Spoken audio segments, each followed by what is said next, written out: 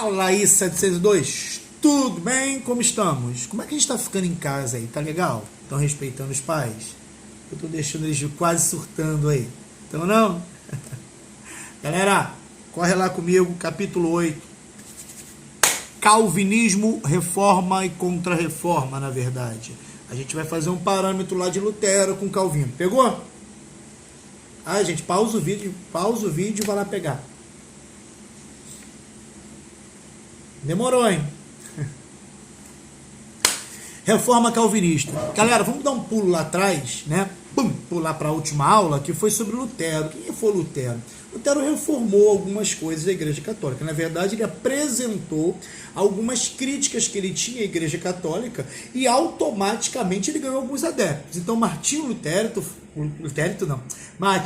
foi o precursor foi precursor da reforma protestante, do protestantismo na Europa, especialmente contra a Igreja Católica, que era o maior porte religioso para a Europa, dividindo com a religião, com o islamismo. Mas, nesse momento, inclusive até por influência para a gente também, o catolicismo.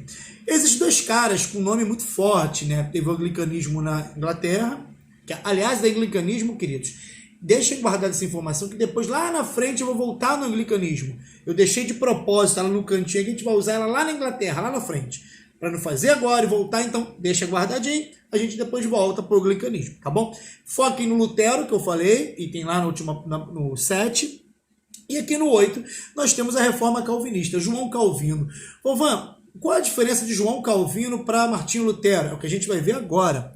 Primeiro, a gente tem que entender que as ideias de Lutero foi se espalhando pela Europa. Quem já tinha um pé atrás com a Igreja Católica, sentiu-se no momento, no dever agora de falar, não, alguém defende a gente, alguém pensa igual a gente, e é nesse cara que eu vou confiar e vou ficar com ele, que é Lutero. Entretanto, algumas classes ainda ficavam meio assim, pô, peraí, como é que eu vou fazer e tal? E é nesse ensejo, especialmente na França, que surge momentaneamente, né, alguns movimentos, e depois, perpetualmente, a reforma calvinista, com um camarada chamado João Calvino, beleza? O avô era calvo? Não, é João Calvino, calvinismo. Ele apresentou 5 pontos essenciais de protestantismo, ou seja, 5 pontos que não vão de encontro com as ideias católicas e, ao mesmo tempo, também destoa e diferencia-se um pouco de Lutero. E aí é onde eu entro com vocês. Vamos lá. 5 pontos. Primeiro, as características que, segundo ele, deveria ser do cristianismo. De João Calvino, não de Lutero. Esquece Lutero agora. João Calvino. Primeiro, o culto e as práticas religiosas estabelecidos eram simples, resumindo-se apenas no comentário da Bíblia, preces e cantos. Aquela coisa mais calminha, ponto. Mantinha-se entre os sacramentos somente o batismo e a Eucaristia, que era a celebração em memória à morte e ressurreição de Cristo. Algumas igrejas hoje mantêm isso ainda funcionando, tá? Na verdade, misturou muita coisa, mas é assunto para as outras matérias. Não se admitia, assim como os luteranos, o culto às imagens de santos. Vocês podem ver que as religiões protestantes, especialmente no Brasil, a igreja evangélica, ela não cultua a imagem de santo. Isso vem de Lutero, vem de Calvino. Eles criticavam isso, porque estava muito ligado à indulgência e, segundo eles, também não atendia o preceito bíblico, tá bom? Os pastores, que até então é o ministro do culto, e a gente tem essa nomenclatura hoje também para as religiões, não eram vistos como intermediário entre Deus e os homens, mas como simples fiéis encarregados da pregação.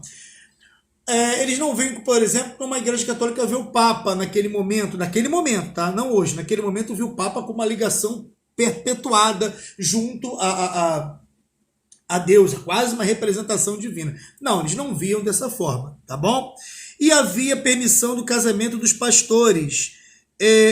Os calvinistas também, junto com os luteranos, eles não concordavam com essa coisa de não casar. Para ele, deveria se casar, formar uma família. Inclusive, ele vai ser o pastor, né, nesse caso, o clérigo, que é como se fosse o clérigo da Igreja Católica, ele vai ser um cara que vai orientar a família. Então, tem que ter uma família exemplar. Então, basicamente, ele surge nesse sentido. Mas, Jovan, até aí é muito próximo de Lutero. Não tem por que ele fazer algo diferente. Aí que está a chave. O que vai diferenciar calvinismo de luteranos é o seguinte. Lembra a burguesia que gosta de dinheiro, precisa do dinheiro e move o dinheiro? Ela não tinha um apoio da igreja do ponto de vista da parte financeira. Como assim? Segundo ele, a riqueza era condenada por Deus, deveria ser humilde, mas a igreja poderia ter, mas os burgueses não, né? O que vai acontecer é o seguinte, a burguesia viu em calvinismo, em João Calvino, uma oportunidade, porque João Calvino pregava a predestinação, diferente de Lutero. Prestem bem atenção, Lutero falava que a pessoa aceitou lá Jesus, a pessoa se converteu a Jesus apenas, se arrependeu dos pecados, ele vai para o céu. Para João Calvino, não. Ele já era predestinado. Deus já escolheu desde o nascimento quem ia ser salvo. E como é que ele sabia que o cara ia ser salvo? Quando o cara era rico, quando o cara tinha um bom aporte financeiro, quando o cara não vivia em festas, quando os caras tinham uma conduta para ele exemplar. Mas primordialmente o cara tinha dinheiro. Aí a burguesia, pum, colou exatamente dentro de João Calvino, das ideias. Ou seja, é muito fácil na Holanda, na França e na Inglaterra também, ele pegar algumas ideias. Beleza? Então a diferença de Calvino para Lutero foi essa. A igreja, sabendo daquilo, falou, não, a gente precisa tomar algumas medidas. Então já tem o Lutero e Calvino. Lutero pregava fé e salvação apenas, Lutero e Calvino a predestinação. A igreja vendo aquilo tudo, vendo que as reformas estavam tomando forma, ela precisou fazer uma contra-reforma. Até rimou, viu? Então o que é a contra-reforma? A contra-reforma é a resposta da Igreja Católica a esses avanços que tinham ali, esses avanços do protestantismo. E ela faz a contra-reforma. E foi formado o Concílio de Trento, onde as maiores lideranças da Igreja Católica estavam, sentaram e decidiram as novas formas que a Igreja ia fazer. Entre as coisas estavam a manutenção de todos os dogmas católicos e sacramentos e o respeito à hierarquia. E o celibato também, padre não poderia casar. Isso continua.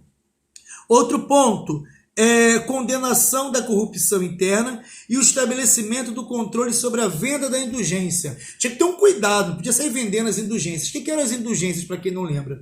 Eles vendiam, por exemplo, você comprava um santinho, dizendo que ia salvar a sua família do purgatório. Você comprava um terço, uma madeira, um pedaço de madeira, que diziam que era madeira da cruz de Cristo, comprava isso tudo para ser salvo. Então eles condenaram isso. A igreja reformulou as indulgências. Passava agora a ter um sentido. Você compra um santinho, você compra alguma coisa criada pela igreja.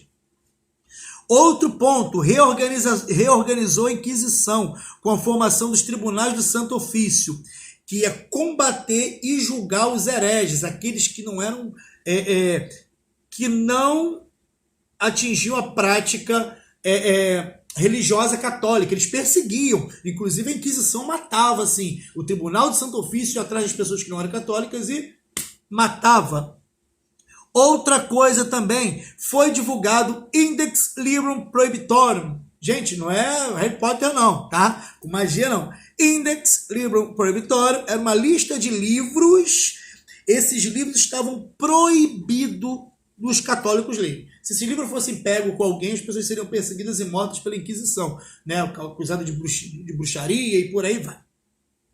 E outra coisa, foi criado seminário de teologia, é o estudo de Deus, digamos assim. Era uma faculdade, um curso que as pessoas iam lá estudar só o desenvolvimento católico, como ele seria clérigo e tal. Tanto que hoje em dia uma pessoa entra na igreja católica para ser padre, ela passa por diversos esferos, o que é muito certo, né? Tem que estudar mesmo. Em qualquer situação há de se estudar.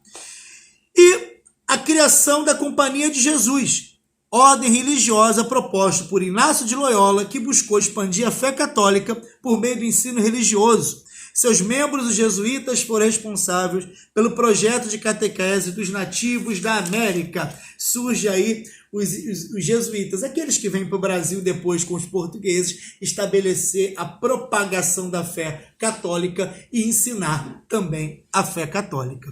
Tá bom, queridos?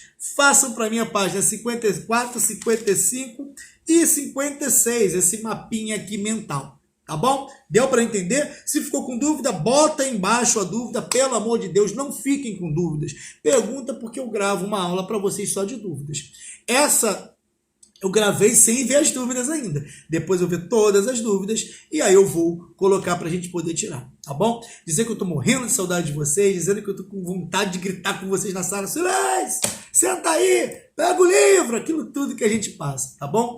Se cuidem, cuidem do papai, da mamãe, do vovô, do tio, do cachorro, do periquito, do papagaio, todo mundo que morar com você, tá bom? Deem carinho, deem atenção, respeitem os pais de vocês, porque está um período que a gente precisa entender que a gente está com muito estresse, é normal, mas eu estou com muita saudade de vocês, eu quero ver vocês inteirinhos, tá bom? Porque eu estou me cuidando para chegar inteiro e brabo, hein? Vou chegar brabo. Beijo!